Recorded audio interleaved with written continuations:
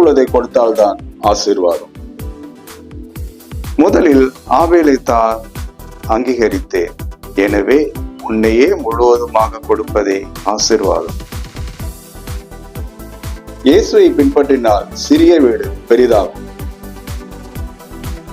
இன்னும் உன்னிடத்தில் ஒரு குறை உண்டு. உனக்கு உண்டானவைகள் எல்லாவற்றையும் விற்று தரித்திரருக்கு கொடு, அப்பொழுது பரலோகத்தில் உனக்கு பொக்கிஷம் உண்டாயிருக்கும். பின்பு என்னை பின்பற்றி வா. மனுஷகுமாரனுக்கோ தலை சாய்க்க இடமில்லை. உங்களுடைய கார், பங்களா, சரீர சுகம் இவற்றினால் தேவனை மகிமைப்படுத்துவீர்கள். நீங்கள் மிகுந்த கனிகளை கொடுப்பதினால் என் பிதா மகிமைப்படுவார். எனக்கு சீசராயிருப்பீர்கள். பண கஷ்டம், சரீர வியாதியோடு உள்ளவர்கள், கிரிகை இல்லாத செத்த விசுவாசம் உள்ளவர்கள், சுகபோகமாய் வாழ்கிறவர்கள், உயிரோடே செத்தவர்கள். விசேஷித்த பிரார்த்தனை மையங்கள், ஜெப கோபுரங்கள் மூலமாகத்தான் ஜெபிக்க வேண்டும்.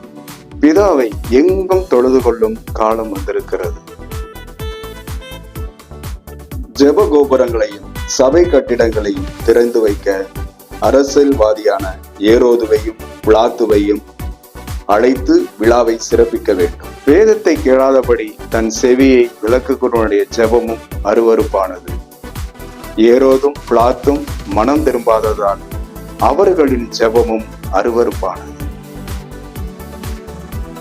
அமாவாசை, பௌர்ணமி இரவில் ஜெபித்தால் விசேஷித்த பலன் கிட்டும். இடைவிடாமல் ஜெபம் பண்ணும். பிள்ளைகளுக்கு பூச்சாண்டியை காட்டி மிரட்டி சாப்பாடு ஊட்டுவது போல கர்த்தரின் சாபத்தை வைத்து மிரட்டினால்தான் மக்கள் ஒழுங்காக சபைக்கு வருவார்கள். ஒருவன் என்னில் அன்பாயிருந்தால் என்னுடைய கட்டளைகளுக்கு கீழ்ப்படிவான். ஸ்தாபனங்களின் கீழும் மேல்நாட்டு மக்களின் ஆதரவும் இருந்தால்தான் ஊழியம் செய்ய முடியும். வானத்தையும் பூமியையும் உண்டாக்கின என்னிடத்திலிருந்தே ஒத்தாசை வரும். நான் நடத்தும் கூட்டத்திற்கு வாருங்கள். என்னுடைய விசுவாசம் உள்ள ஜெபம் உங்களை குணப்படுத்தும். உன் விசுவாசமே உன்னை ரட்சிக்கும். இயேசுவின் உருவத்தை தரிசனத்திலோ சொப்பனத்திலோ கண்ட விசுவாசியே பாக்கியவான்.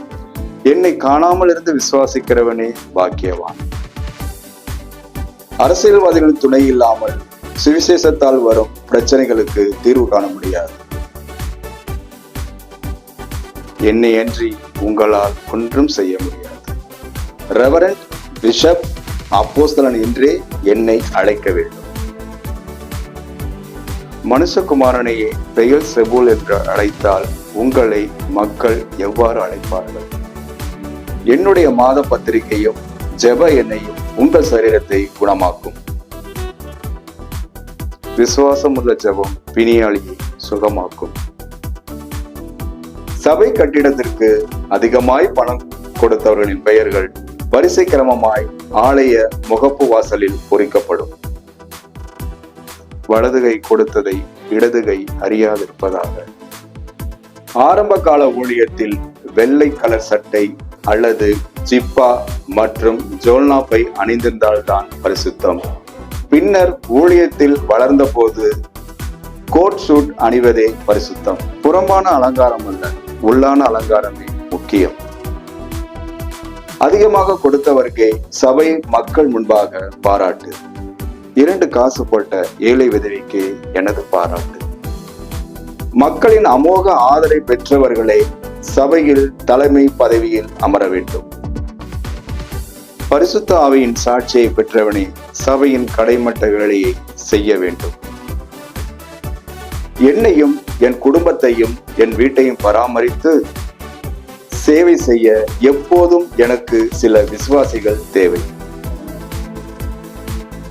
ஆண்டவராகிய நானே உங்களுடைய கால்களை கழுவிந்து உண்டானால் நீங்கள்